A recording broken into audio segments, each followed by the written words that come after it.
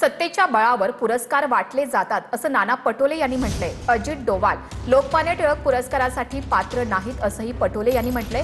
तर भाजपचे नेते मूर्खासारखं वागत आहेत अशी टीकाही त्यांनी केली। चंद्रकांत पाटलांच्या वक्तव्यावर नाना पटोले यांनी ही टीका केली।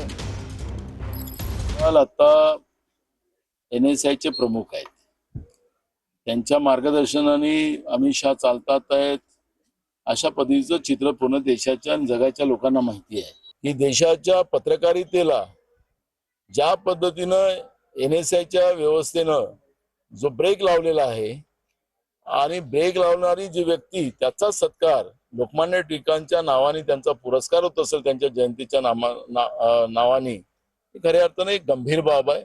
तर हे त्या पुरस्कारासाठी पात्र नाहीत असं आम्हाला वाटतं। भाजपाची लोक